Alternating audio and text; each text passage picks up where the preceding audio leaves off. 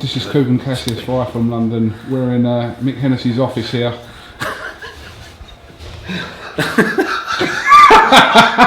Mick, what's happened? That was my joke. Mick, what's happened here? He's lost all his money. Look. This is what David Hayes done to me. Is it? Yeah. Look, you haven't even got a lid for your bin. What's going on? Mick, you alright? No, listen. It is what it is. David, Adam, sort it out.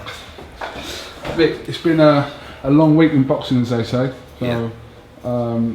Are you pleased, first of all, that there is a scheduled date for this fight?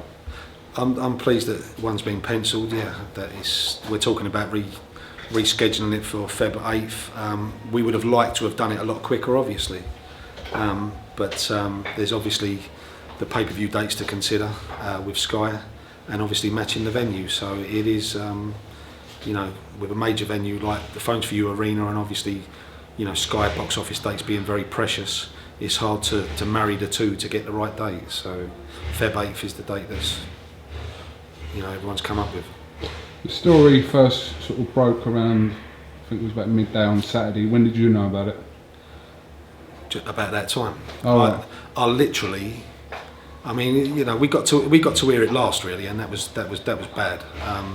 I got a text. I mean, I heard it from a couple of journalists. I spoke to Sky. They got wind of it, and then I got a text from David Hayes' lawyer, which must have been about just before midday, and that was it. The first call I made was to Peter and Tyson, and they hadn't heard either. So we was the last to hear, considering it happened the night before. We should have been sort of like primed with this, because it was ridiculous when we got to hear it. Obviously, there's been many a suggestion on various different outlets that there was something ingenuine, shall we say, going on as regards to David Hayes. Is this something that you believe? Listen, I really can't comment on that. All I can say is that we was furious, to say the least, because everything had been done properly our end. I don't believe sparring that close to a fight was right in any way, shape or form. And if the rumours are correct about there being no head guard, I'm not happy about that, because, you know, to be doing that sort of 8 days before a major fight like this. Tyson switched off sparring 15 days before, done it very professional, had all his sparring in the can, and that's the way it should be, really, because you should never ever, you know, put anything, you know, any chances in front of, you know, stopping a potential super fight like this. Obviously, after it was announced of David Hayes' situation, there was talk of Deontay Wilder possibly stepping in. How far did that get? Well, listen, I spoke to Peter and Tyson literally on the Saturday. You know, it must have been about an hour and a half after we got the call, trying to hold the show together. Both of them said, we'll take that fight, no problem, and which is very rare in this day and age. Taking a fighter who'd been in camp with David Hayes, who's, you know, widely tipped as one of the best, you know, young heavyweights in the world. They agreed to take it, no problem. I obviously spoke to Sky, and they said they didn't consider it to be box office. So that kind of nipped that one in the bud. Are you satisfied with the way it's been resolved now? There's a few things, a few little creases to be ironed out, which we will be working on Monday, and you know, once that comes about, then, you know, hopefully we will be satisfied. But, you know, from our side of things, of course we're not, because, you know, we feel like we've done everything professionally, and you know, we was going to turn up. The likely chances of Tyson fighting in between, is, if he does, is there not a risk?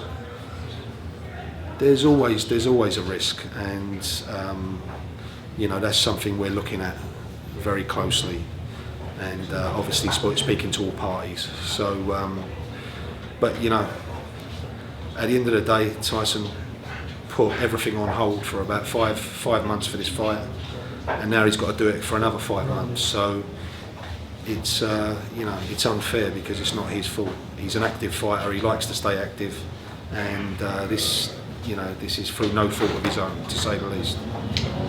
If Tyson is going to fight again before then, when, where will it be? No idea. No. We're just we've got to work out whether that's possible first. When will you know this? Within the next week. Will you have an opponent in the next week as well? If we're going to go down that route, we would have to, yeah. Yeah. What's the issue about Tyson not fighting and waiting for that date on the 8th? Well, in your opinion? Well, it's obviously what you touched on earlier. You know, there's a huge fight at stake, and everyone, you know, wants the best possibility of that fight happening. And so, you know, different parties, you know, could be concerned that another injury or something could scupper that fight. So that's what's potentially standing in the way of him taking another fight. And obviously, you know, we've got to talk to Peter and Tyson themselves. They've got to work out whether they want to take the risk as well. Obviously, you're here today at your call, Hughie Fury, continuing his progress and making his name in the heavyweight ranks. He fights today. Like I said, he was meant to be on the undercard of yesterday's show. Yes. You found him another date, so again, keeping him active. He only fought 3 weeks ago rather, in Sheffield. 2 weeks, was it? So you must be pleased that he's getting fights under his belt. Yeah, well, look, you know, Hughie and his team, and Peter, and you know, they're realists. They understand the sport, and they roll with the good and they roll with the bad. So they work around the sport, and this is why, you know, we can keep him busy. He's prepared to sort of, like, you know, go on small hall shows, non-TV shows, just to pick up the experience and work with everyone concerned. All right. Well, listen, Nick, I'm not going to take too much of your time. I think we're in for another 4 months of dramas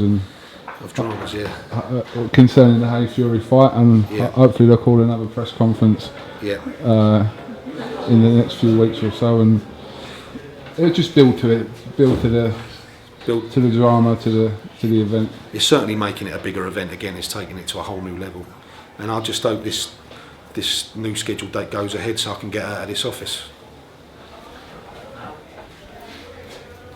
But look in the office. But what are you looking at? No, I'm just having a look at your Rolex in your office. That's all. No, we're in we're in the training room with Hughie Fury, who's warming up behind us. So you're all right, Mick. You're all right for a while. Yeah.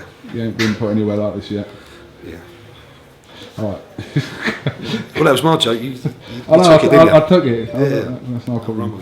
All right, Mick. Thank you very much for talking to us from London. And listen, we'll look forward to seeing Hughie's fight, and then how the next 4 months evolves. He's got a quality opponent in front of him. You know, 1 6 out of 7. Not many top fighters, top prospects at any weight take on these sort of kids, but Hughie Fury does, because, you know, it's the type of fighter he is. He's an old school fighter, and his team, Peter, everyone behind him, got the same sort of, like, belief in fighters as I do, that you've got to learn fight en route to becoming a champion. You've got to learn to fight, and he takes fights like this because they're beneficial to him. So, you know, fair play to Hughie. He's a great example of what a young fighter should be, a young top prospect should be. All right, Mick, thanks for your time, and we'll catch up with you soon. Cheers, Kugan. KUGAN CASSIUS with MICK HENNESSY here for from London.